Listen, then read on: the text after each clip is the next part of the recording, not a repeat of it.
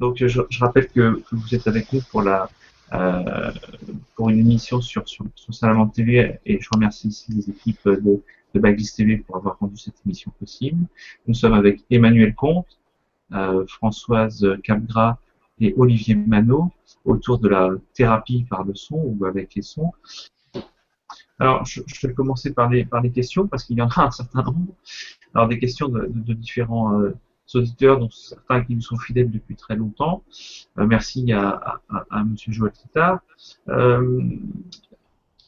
La mode est au diapason à 432 Hz, qui serait, selon certains thérapeutes, doté de toutes les vertus.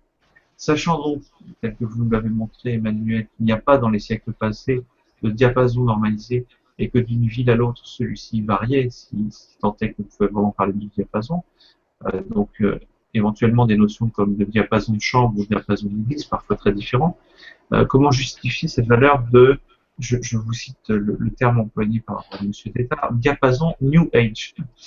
Qu'est-ce que vous en pensez de ce A432 Hz? Donc, vous souhaitez que je vous parle du diapason 432 Hz. Pour moi, c'est le diapason 432 Hz. Pour moi, c'est une pure fantaisie qui est basée sur tout sauf de la science et tout sauf de la musicologie et tout sauf de l'historiologie. Donc, moi, j'en réfère par rapport à des travaux de personnes qui sont très sérieuses, qui ont vraiment creusé la question. Et donc le diapason, il n'y avait pas de diapason fixe, et ça c'est une invention récente. Chaque ville avait son propre diapason, donc jusqu'à une époque, jusqu'au XVIIIe siècle, si vous voulez, puis un petit peu après. Chaque ville avait son propre diapason. Dans chaque ville, il pouvait y avoir deux diapasons différents, dans le sens où il pouvait y avoir le diapason de la cour et le diapason du temple. D'accord. Et puis, il n'était pas rare non plus que dans le même temple, il pouvait y avoir plusieurs diapasons, que l'orgue du chœur pouvait être accordé différemment de l'orgue de la tribune.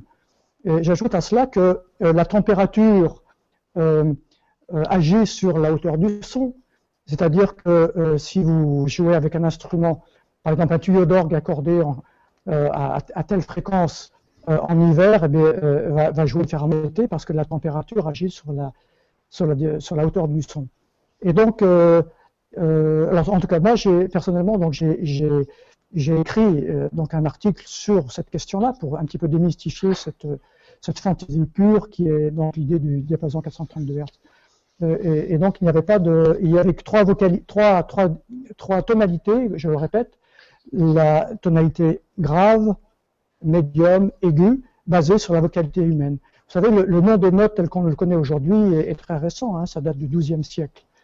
Do, ré, mi, fa, sol, la, si, do, ça n'a pas toujours existé. On a gardé pendant longtemps la dénomination grecque, qui elle est encore plus ancienne, qu'on retrouve chez les Sumériens, où les notes étaient désignées par des lettres.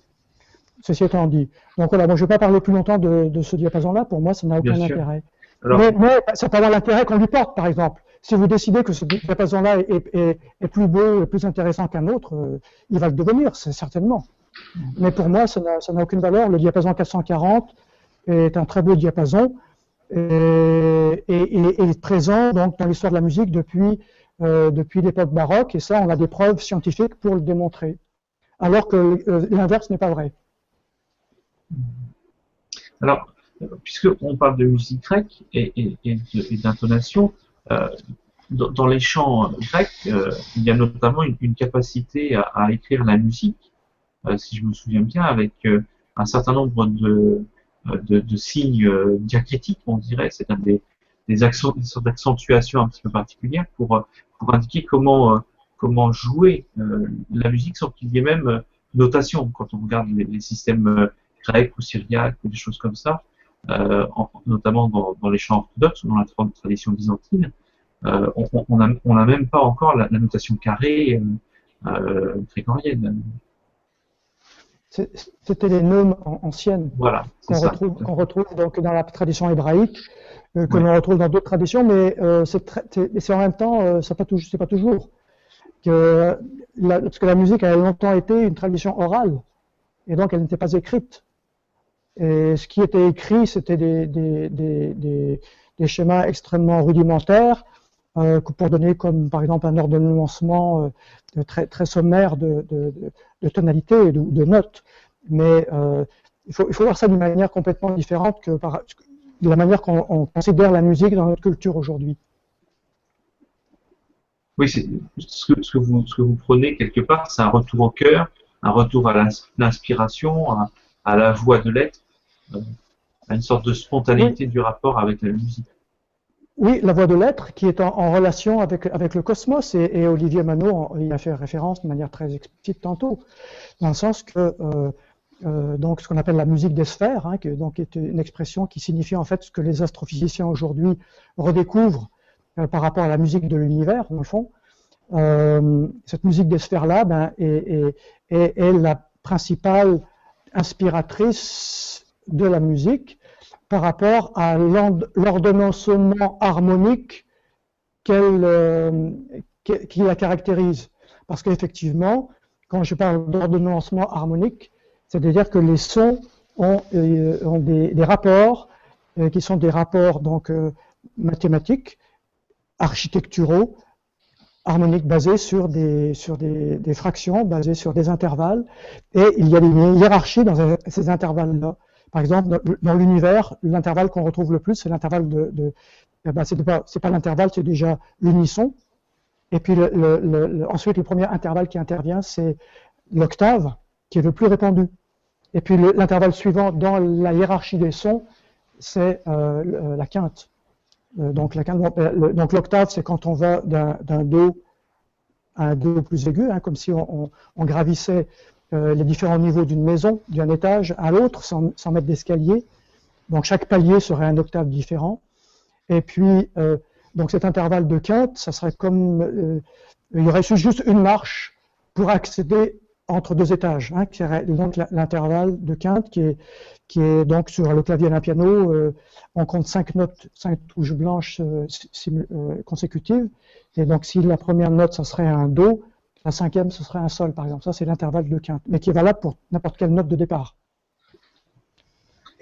Et donc ces intervalles-là sont les plus répandus dans l'univers, dans les lois physiques. Et c'est pour cela que il avait une si grande importance pour Pythagore. Ce nom-là a été prononcé plusieurs fois déjà au cours de notre soirée. Oui, tout à fait. Et il sera sans doute prononcé dans des émissions ultérieures où j'espère que vous participerez les uns et les autres. Une question de Marie-Ange que je destine à Françoise, je vais tourner un peu les questions. Y a-t-il un lien avec les recherches du docteur Emoto, puisque le docteur Emoto lui aussi faisait des photographies à partir donc entre guillemets de cristaux sur les champs d'information et leur incidence sur la santé comme l'eau par exemple. Donc question de Marie-Ange, toujours, c'est la même question. Steiner avait-il pressenti l'usage des cristallisations sensibles appliquées au son et surtout l'originalité des diapasons de guérison? Et donc, quelles sont les octaves des sons utilisés et en quelles en sont les fréquences pour les cristallisations sensibles? Voilà.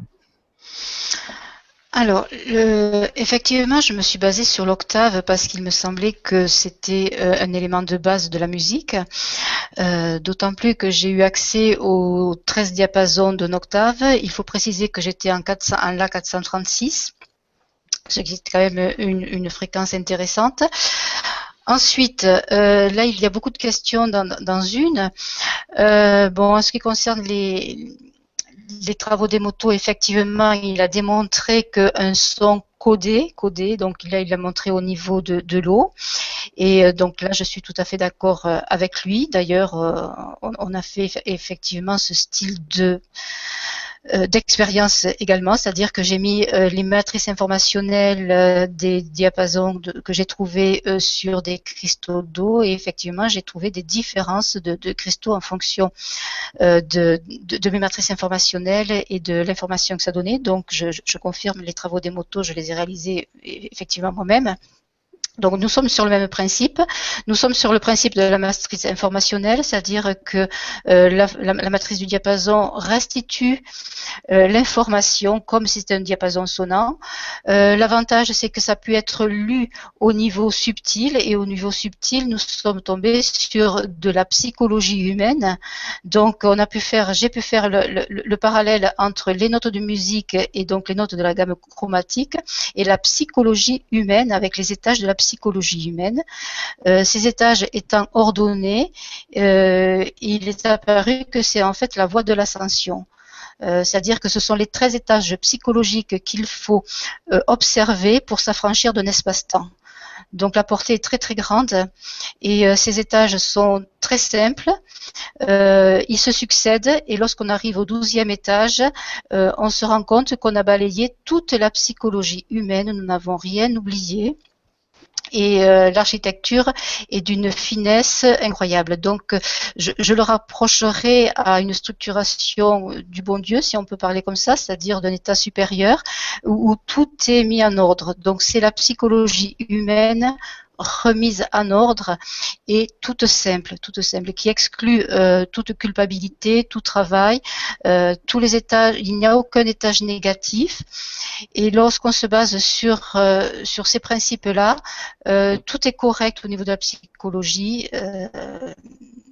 J'incite tous ceux qui travaillent sur la psychologie à se pencher sur cette structuration qui aide l'humain énormément dans sa structuration. Voilà le style de renseignement que l'on a pu avoir au niveau de cette gamme diatonique et cette gamme chromatique. Merci. Une question pour Olivier de Marie-Ange. Jacotte Cholet, depuis 1980, a créé des musiques thérapeutiques. Alors, je ne sais pas si vous les connaissez. Elle appelle ça musique multidimensionnelle en utilisant les sons binauraux. Et de manière plus générale, en ouvrant un peu le débat, parce que bon, Jacotte Cholet, comme d'autres, Tomatis, en son temps, a aussi exploré les sons binauraux de manière très précise, et il n'était pas le seul. Il semblerait que quand on utilise cette musique binaurale, il y ait une action au niveau des ondes alpha, delta, theta. C'est Marie-Ange qui le dit. Et il y a un certain nombre d'auteurs de littérature qui peuvent appuyer ce genre de réflexion. Ces ondes, donc alpha, delta, theta, seraient modifiées et induiraient ou faciliteraient les états modifiés de conscience. Et la question, c'est comment est-ce que justement cela pourrait-il s'opérer dans le contexte, ou est-ce que vous-même vous l'avez rencontré dans le contexte des travaux que vous pratiquez? Alors nous, en tout cas, le travail que nous faisons, Cécile et moi, n'est pas de fabriquer des sons binauraux, c'est d'essayer de les identifier là où ils existent. Hein, donc il y a des personnes, y compris dans le cadre de l'armée aujourd'hui, où il y a des bureaux d'études qui travaillent sur la manière finalement on va dire, d'agir sur un groupe de personnes avec le son, hein, avec ces phénomènes-là, y compris dans des modes pour interroger les gens, etc. Donc effectivement, on sait que ça a une certaine efficience et que ça a une incidence sur le cerveau, sur le comportement, sur le métabolisme de la personne, sur son cerveau. Moi, c'est pas du tout ma compétence on va dire, de manipuler ça. Je ne fais pas de la manipulation, mais je suis plutôt de l'identification. Donc c'est une approche plus phénoménologique, c'est-à-dire de regarder le phénomène, de l'identifier et d'essayer de se dire, bah tiens, c'est étonnant, ce phénomène-là, il existe dans ce lieu. Et on a évoqué tout à l'heure quelque chose d'assez particulier, mais Emmanuel Comte a nommé avec un point d'interrogation le fait que ou non, dans l'architecture, il y ait une certaine maîtrise de la question acoustique et du son et de l'incidence. Nous, on est en train d'étudier avec un petit peu, une certaine humilité, on va dire ça parce qu'on ne peut pas aller beaucoup plus loin, la spécificité des abbayes féminines d'une part et des abbayes masculines d'autre part. On a identifié que les phénomènes sonores et donc les fréquences qui sont en jeu ne sont pas les mêmes dans les abbayes féminines et dans les abbayes masculines. Et donc il y avait un savoir-faire qui est lié, on va dire, aux formes de l'architecture, un savoir-faire spécifique. Et donc ça, moi, je peux assurer qu'il y a des phénomènes qui vont avoir une incidence plus particulière pour les femmes dans certains lieux et pour les hommes dans certains autres lieux. Voilà. Mais après, si vous voulez, on identifie et dans chaque lieu, il y a 2 ou 3 fréquences binaurales qui ont une incidence, et nous on se fie aux tablatures, si vous voulez, aux nomenclatures qui sont faites par les neuroscientifiques. Et là où on en est aujourd'hui avec un laboratoire de neuroradiologie, c'est d'essayer d'identifier sous IRM les incidences dans le cerveau des échantillons et des fréquences que nous-mêmes on a identifiées. Mais voilà, mais pour le moment c'est que le début. Donc ces fréquences, vous les rejouez à partir de l'enregistrement que vous avez capturé sur le terrain, ou vous les induisez par rapport à une machine qui fait un décalage Alors par exemple, je peux vous expliquer le protocole, c'est assez simple, c'est-à-dire qu'on identifie dans une ABI par exemple, et on sait que le phénomène il existe. Donc ça, on fait un enregistrement à partir on l'identifie. Ensuite, on fait le même enregistrement en acoustique neutre, c'est-à-dire en studio. On chante la même pièce en tenant sur la même note avec le même tempo, exactement, enfin en essayant d'être le plus précis, mais c'est un acte de chant, donc c'était pas si simple que ça. Mais on met dans nos oreilles le casque pour chanter exactement voilà. Donc ça, on compare après ce qui se passe dans le cerveau entre l'acoustique neutre d'une part et l'acoustique réverbérante particulière avec les phénomènes binauraux de l'architecture d'autre part. Et enfin, on fabrique avec notre ami acousticien, on identifie, on va dire, de manière numérique le phénomène et on le fait écouter à des gens en acoustique neutre et on extériorise, on va dire, le phénomène. Voilà, on essaye de comparer comment dans le cerveau, dans le système limbique du cerveau, le phénomène agit. Mais on est dans la phase d'identification aujourd'hui. Je ne peux pas vous donner beaucoup les résultats puisqu'ils sont en cours de publication. Et donc vous allez nous publier une liste des abbayes féminines et masculines en quelque sorte.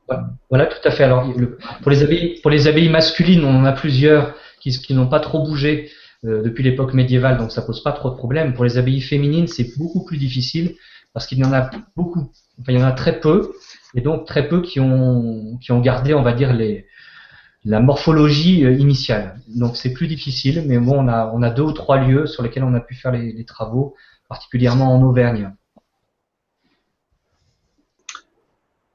Emmanuel, une question d'Aïssa qui va faire le lien entre votre pratique qui est globale, qui est assez incroyable, et puis le parcours d'une personne qui nous dit qu'il est donc DJ depuis plus de 10 ans et qu'il aimerait amener plus d'harmonie spirituelle et musicale dans les lieux urbains et créer des espaces-temps de lumière et de compassion. Alors, est-il utopiste ou est-elle utopiste, pardon, puisque je crois que c'est une dame. Donc, elle a été passionnée par la musique disco, qui visiblement l'a guérie donc d'une dépression il y a 10 ans. Et la question qui vient, c'est comment œuvrer pour plus d'harmonie dans l'espace urbain, en particulier pour les jeunes générations qui sont, comme toujours, l'avenir de notre humanité. C'est une grande question. Moi, personnellement, dans ma démarche, je pense que on change le monde en se changeant soi-même. Donc, déjà, donc la personne, si elle veut influencer le milieu urbain, ben qu'elle agisse déjà à son niveau. Pour avoir des décisions par rapport au niveau société, comment amener les personnes plus jeunes à découvrir d'autres dimensions de la musique, bon ben, personnellement, je sais pas. Moi, j'œuvre au quotidien pour développer une conscience sonore, pour permettre à chacune et à chacun de mieux comprendre ce que les sons représentent comme importance dans la vie, puisque donc dans le fond, la science démontre aujourd'hui que tout ce qui nous compose est musical, et tout ce que nous compose émet de la lumière également. D'où l'idée et l'interaction, donc la possibilité d'utiliser les sons et la lumière, donc à un niveau thérapeutique.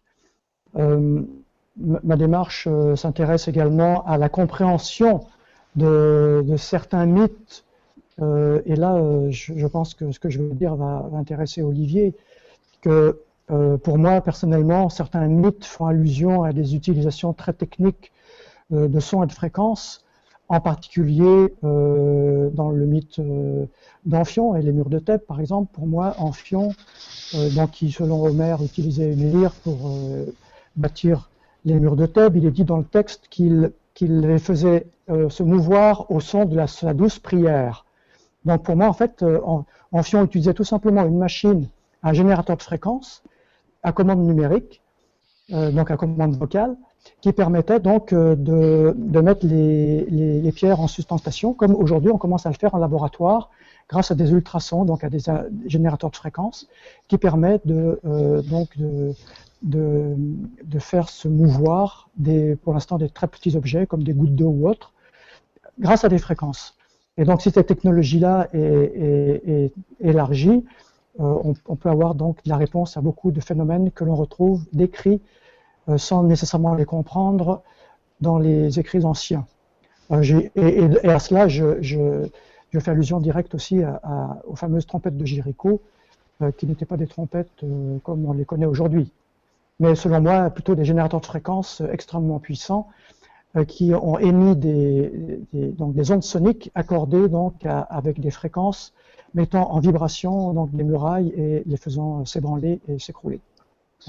Donc voilà, ma démarche est ainsi. Pour revenir à la question originelle, personnellement, j'ai pas d'idée particulière par rapport à ça. Déjà que si on continue d'enseigner la musique, c'est très bien, mais je pense que elle est très mal, c'est très mal enseigné dans le sens qu'il y a très peu d'heures dans l'enseignement officiel pour la musique en particulier et pour l'art en général, alors que ça devrait être les heures les plus importantes pour former les individus. On en a parlé tout à l'heure de structuration du cerveau grâce à des fréquences. Il est démontré que les sons et la musique, d'une manière plus générale, agissent réellement sur le cerveau, et les neurosciences sont là pour le démontrer, et à chaque jour, des nouvelles recherches permettent d'apporter de l'eau à ce moulin-là. D'ailleurs, pour revenir dans le sens de ce que vous dites sur les trompettes de Jéricho, et au niveau de la recherche des sons, et notamment des infrasons, il y a eu quelques surprises en France, notamment des chercheurs qui ont eu à leurs frais la découverte, effectivement, d'être réduits en poussière par les premiers infrasons qui avaient été produits en laboratoire militaire. Ça, c'est une première chose. Et la deuxième chose, c'est sur la lévitation. Il y a des brevets très sérieux de la NASA qui ont été déposés successivement à partir de 3 points dans l'espace, puis 2, puis un seul. Donc ils sont arrivés progressivement à réduire la complexité de mise en œuvre, à pouvoir obtenir la lévitation par le son à partir d'un seul point support d'émission du son. Donc c'est des choses qui étaient même disponibles en son temps par abonnement dans l'encyclopédia Universalis. On pouvait commander ces brevets-là. Oui, alors, tout à fait. Alors, donc, mais ces recherches concernant l'antigravitation n'intéressent pas du tout notre société moderne, parce que, si vous voulez, tout un pan de l'industrie est connecté avec le levage, avec les notions de manutention, et donc si ces recherches-là étaient appliquées, ça poserait un problème à beaucoup d'industries aujourd'hui. Une question pour Françoise, histoire de changer un petit peu les axes de réflexion. Une question double de M. Joël Tétart. D'une part, une question un petit peu technique. Le son du diapason était-il diffusé tout le temps de la cristallisation dans l'enceinte de l'écuve, etc. Enfin, en gros, comment est-ce qu'était diffusé le son du diapason? Et la deuxième question, c'est y a-t-il une relation entre cristallisation sensible d'un son et les figures de Chladni? Les figures de Chladni, c'est ce qu'on obtient avec une plaque vibrante avec du sable, quand le sable s'organise par rapport à la fréquence qui est parcourue sur la plaque. Alors, la technique que j'ai utilisée, j'ai informé mon support de base du diapason. Donc j'ai pris 13 supports, 13 notes plus le témoin, et j'ai informé mon support de base. Et ensuite, ce support de base informé, je l'ai cristallisé normalement. Voilà. Donc ce qui a fait que je n'ai pas mêlé toutes les vibrations de chaque diapason, dans chaque support. Chaque support est vraiment informé d'une seule note. Et en Voilà, fait, voilà. le diapason, il est vibré avant la cristallisation qui se fait dans Oui, l'enceinte de l'étuve progressivement. tout à fait. Alors, tout à fait. J'ai fait vibrer le diapason avant de mettre les 13 échantillons dans l'étuve. Et ce qui est très intéressant, c'est que j'ai donc mis un neutre, c'est-à-dire un support non informé, comme tout scientifique, en me disant ça sera le témoin, et la variation par rapport à ce témoin sera l'effet du diapason. Voilà. Et il y a une remarque intéressante par rapport à celle-ci, c'est que mon neutre finalement n'est pas si neutre que ça, parce qu'il a cristallisé en même temps que toutes les autres notes de musique, les autres supports, et finalement il s'est chargé de façon très subtile de toutes les notes. Et il s'avère que cette carte au départ neutre devient maintenant une carte très précieuse et qui contient de façon très très ténue toutes les notes de musique. Donc c'est une carte précieuse parce qu'elle elle s'est activée il y a peu de temps et elle calme énormément toutes les personnes qui la mettent sur elle parce qu'elle contient de façon ténue toutes les musiques, donc toutes les harmonies. Alors, Voilà. si je comprends bien, vous me direz si je me trompe, la cristallisation sensible d'un son, c'est donc un diapason qu'on met à jouer à côté donc du support qui va être utilisé pour cristalliser de manière simple. Oui. Alors que dans les figures de Chladni, ce qu'on a, c'est du sable qui est sur une plaque vibrante Oui. et qui s'organise en temps réel et qu'on filme en temps réel. La cristallisation sensible s'opère dans un deuxième temps, donc après avoir été soumise pendant une période un petit peu courte au niveau du diapason. C'est pas du tout la même démarche en fait techniquement. Alors, ce ne sont pas les mêmes supports. En cristallisation, nous avons un support intermédiaire qui est le support neutre, comme je vous ai montré la matrice informationnelle, qui va piéger donc le son, et je suppose qu'elle va piéger la partie subtile du son. Donc nous sommes sur peut-être la partie subtile, alors que dans l'autre expérience, nous sommes peut-être dans la partie la plus expressive du son. Je pense qu'on est sur deux niveaux, et surtout on a deux expressions différentes. Et l'avantage de la matrice informationnelle, c'est qu'ensuite, elle va restituer l'information et elle va restituer, alors, pas le son, mais la vibration du son qui lui a été accordée au départ. C'est là où on a une nouveauté, c'est-à-dire que notre matrice informationnelle pulse une information. Et c'est dans ce sens-là qu'elle permet l'action sur le champ vibratoire de la personne et qui peut s'inscrire comme élément de thérapie. Olivier, une question aussi de Joël Tétard, qui était prolifique ce soir.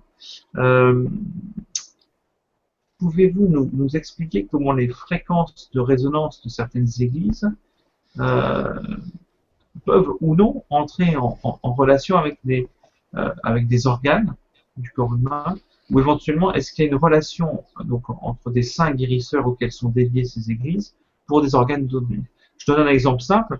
Dans le fond d'une campagne que je connais bien dans le Gers, une église qui s'appelle Simor, qui est assez intéressante en demeurant, et consacrée à Saint-Cérat. En fait, pas l'église de Simor, mais juste à côté. Et Saint-Cérat est considéré comme quelqu'un qui, parce qu'il y a une source d'eau qui est associée au baptisphère qui est dans cette église de Sainte, pas très loin de Simor, est considéré comme un saint qui permet de redonner la vue. Donc, c'est un exemple comme un autre de lieu consacré où effectivement un saint, suite à un parcours, à une procession jusque dans une église, va permettre, avec les chants, etc., d'obtenir une guérison miraculeuse par rapport à un organe donné. Oui. Alors, ça fait partie des choses que l'on étudie, c'est-à-dire que dans un premier temps, on étudie, Cécile et moi, le phénomène, on identifie les phénomènes dans l'architecture. Et voilà, donc ça c'est la première chose. Ensuite, effectivement, on s'est rendu compte dans un lieu particulier, au moins, donc je vais dans le même sens que vous, dans l'église abbatiale Sainte-Croix à Quimperlé dont on a déjà parlé. C'est là où on a été le plus loin dans nos investigations, ou plutôt c'est là où nous avons commencé. On s'est rendu compte que les phénomènes binauraux qui existaient soulageaient les douleurs de dos, par exemple. Et donc, il se trouve que, c'était très étonnant quand on a découvert ça. Donc, donc l'acousticien qui travaille avec nous, Kervin, il nous dit, c'est étonnant, voilà, il sort sa tablature. Bah, ici, théoriquement, si on écoute cette fréquence-là dans cet endroit-là, donc il faut être dans les endroits particuliers, ça devrait soulager des douleurs de dos. Et alors je lui dis, mais c'est très étonnant parce que là, dans la crypte de l'abbatiale, il y a un saint qui s'appelle le saint Gurloès, où il y a sous son sarcophage, il y a un passage où les gens passent à quatre pattes dessous en fait, et pour être soulagés des douleurs de dos. Donc c'est assez étonnant parce que du coup on s'est rendu compte que en tout cas dans ce lieu-là, spécifiquement ce que nous on a identifié à travers nos mesures renvoyait à une tradition ancienne, voilà, d'un saint guérisseur, et les gens qui viennent passent tant bien que mal à quatre pattes sous cette arche qui est sous son gisant. Voilà. Et donc de fait il y a probablement des choses à creuser dans ce sens-là qui nous intéressent bien et qui correspondent en fait. Il s'agit de mettre finalement en parallèle l'histoire d'un lieu, ses traditions et puis ce qu'on est capable d'identifier aujourd'hui. Mais bon, pour le moment, disons que ce travail-là, nous l'avons fait dans quelques édifices et dans les autres édifices sur lesquels on l'a fait, il n'y a pas de saint guérisseur. Donc voilà, pour le moment, on est de l'ordre de l'anecdote plutôt que d'une démarche vraiment scientifique, mais c'est vrai que ça nous a fait sourire. Oui, c'est très intéressant. Et puis c'est vrai que la difficulté, c'est de pouvoir mettre en place un ensemble de mesures sur tout un échantillon. C'est toujours la difficulté. Et quand vous parlez de mesures, ce sont toujours des mesures acoustiques, comme vous l'indiquez par enregistrement, ou il y a des mesures complémentaires qui sont faites pour qualifier l'espace de représentation finalement dans lequel vous êtes? Ah oui, on fait à la fois des mesures qui sont des mesures physiques, donc on prend le télémètre laser, on mesure le lieu, on identifie, on va dire, l'enveloppe, l'espace, le corps du bâtiment, on fait des mesures acoustiques et on compare voilà les choses pour faire dialoguer le son et voilà les mesures physiques du lieu, et ce sur quoi on est en train de travailler, mais là on est en train d'intégrer la notion de lumière. Ça a été évoqué rapidement par Emmanuel Comte, mais le traitement de la lumière dans les abbayes médiévales et le traitement du son conjointement à certaines heures et à certaines périodes de l'année, avec le répertoire du chant grégorien spécifique, parce que on chantait pas le même type de répertoire, pas avec les mêmes modes, donc dans les ambiances hivernales ou dans les ambiances estivales, dans les ambiances de nuit ou dans les ambiances de jour.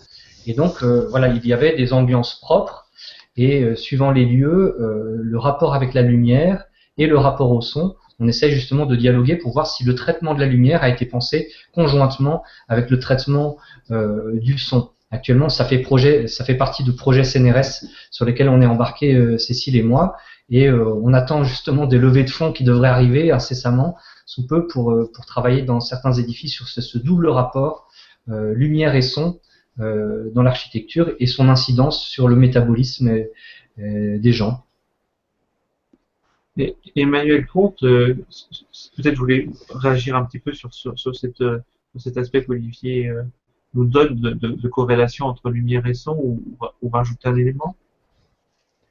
Oui, parce que pour moi, le son et la lumière ne peuvent pas être séparés. La lumière, c'est du son à une 50 octaves plus aigu en chant. Et donc, on ne peut pas séparer. Et de même que moi, j'y ajoute également les arômes. Et donc, vraiment dans une dimension sensorielle globale, c'est bien important. Pour moi, le son et la lumière sont intrinsèquement liés et on ne peut pas les séparer. C'est aussi simple que ça. En fait, c'est la même chose. On pourrait encoder de la musique seulement en lumière. Mais ça serait inaudible parce que c'est plus de 50 octaves plus aigu que le son audible. Et de la même façon, on pourrait dire que dans un autre niveau de fréquence, le tapis de senteur qu'on a par moment dans certains rapports avec la nature, dans des champs avec des fleurs ou autres, c'est une forme de musique olfactive. exactement.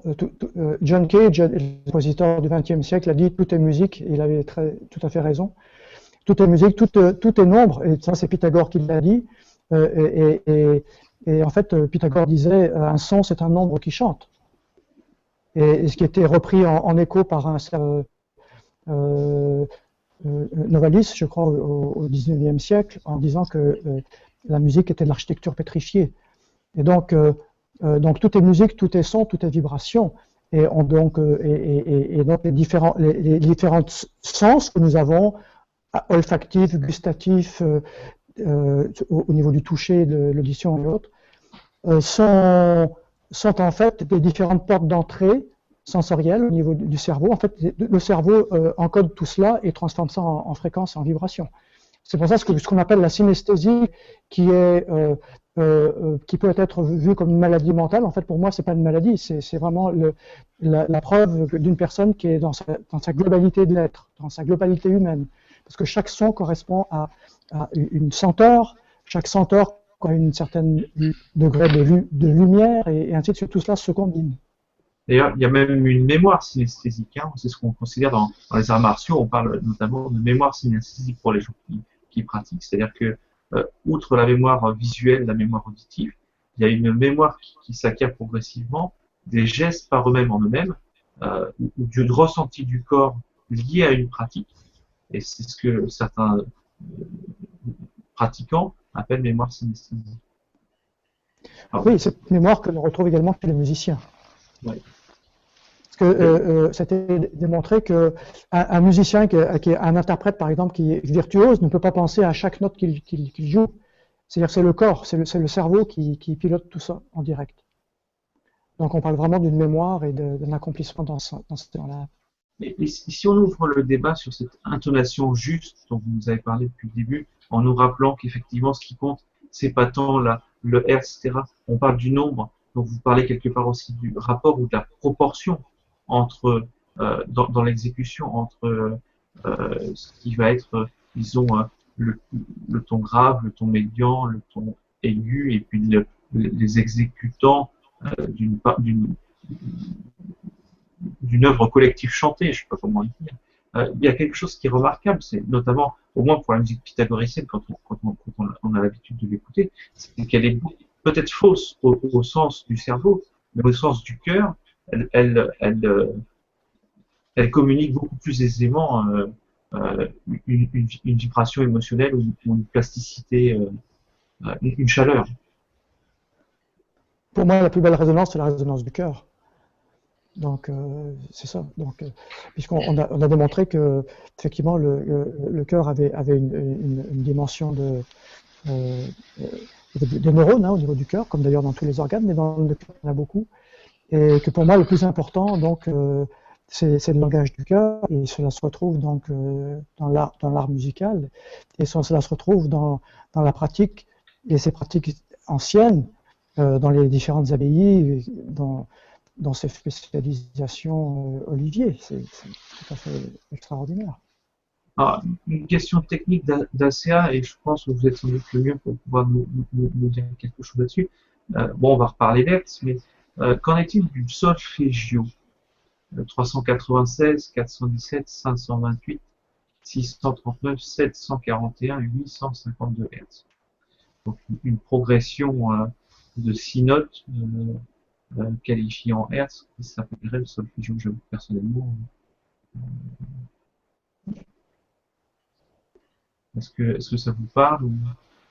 Est-ce que c'est moi? Oui. Parce que, à moins que... oui, pour moi, cette idée de diapason solfeggio, c'est une pure fantaisie. Et j'ai écrit un article sur la question. C'est un petit peu comme tout à l'heure, on a parlé du 432 Hz. C'est vraiment de la pure fantaisie. Mais encore une fois, si on pense que, par exemple, le diapason 528 répare l'ADN, c'est bien. Parce que c'est ça. Hein. Puis ils disent aussi que le diapason 528 Hz, c'est le diapason de l'amour. Bon. S'ils croient à ça, il y a une cohérence avec ça, mais pour moi, c'est de la pure fantaisie. Ça ne repose sur rien, encore une fois, ni d'historique, ni de musicologique, mais si les personnes développent un système de croyance par rapport à cette cohérence-là, pourquoi pas, tout est possible. Hein, moi. Alors, Vous savez, j'ai une dimension, une démarche qui était très large. Hein, donc, mais pour moi, personnellement, sur un plan, donc je vous réponds, c'est de la pure fantaisie. Et j'ai écrit donc de manière plus argumentée donc dans un article publié. alors vous me parlez de cohérence, c'est quelque chose qui m'est particulièrement cher, parce qu'effectivement, j'ai beaucoup travaillé sur cette notion de champ de cohérence et de théorie de cohérence. Là, nous avons eu trois personnes. Emmanuel Comte, merci. Françoise Capgras, merci. Olivier Manot, merci beaucoup de votre participation à cette émission Salamandre TV, rendue possible par Baptiste TV. Et merci beaucoup à nos auditeurs. Quelques petits mots finaux pour remercier tout le monde et dire deux ou trois petites choses. Donc, pour Emmanuel Comte, vous trouverez ses ouvrages, sans parler des CD qui existent, et puis l'ouvrage qui vient de paraître chez Doble, que je n'ai pas sous la main pour l'instant. Olivier Manot, donc vous nous avez parlé d'un certain nombre d'ouvrages à venir, et puis la liste est assez importante de publications. Alors il y a donc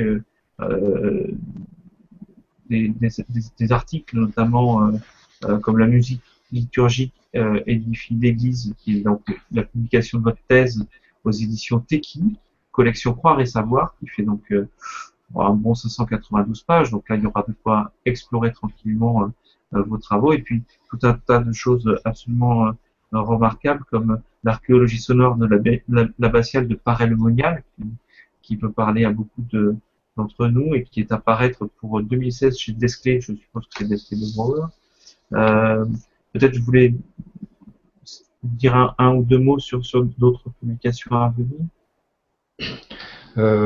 Oui, j'évoquais donc ce livre qu'on va baptiser Shamrock, ou les trois portes de la musique sacrée, qui va paraître, pour le moment on est à cheval entre plusieurs éditeurs, donc on attend de voir lequel fait l'offre la plus intéressante, et ça devrait sortir dans le courant de l'année 2016.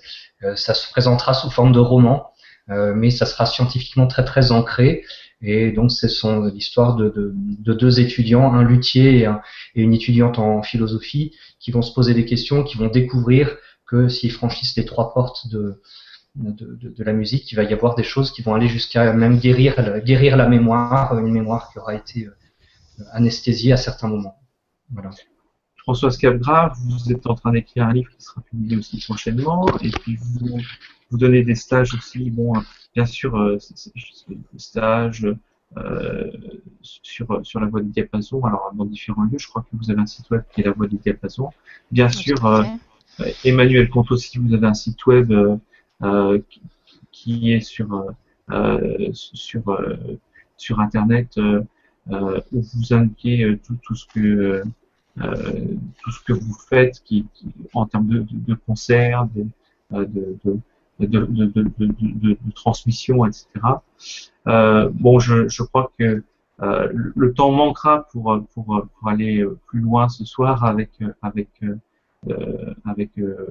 vous trois, tellement l'échange est riche et nourrissant. Merci en tout cas aux auditeurs, merci aux équipes de Baptiste TV, merci Emmanuel, merci Françoise, merci Olivier pour participer à cette émission et avoir répondu présent. Merci beaucoup. Merci Cédric. Merci beaucoup Cédric, oui. Merci Cédric, merci Télé Salamandre. Merci beaucoup Cédric. Merci.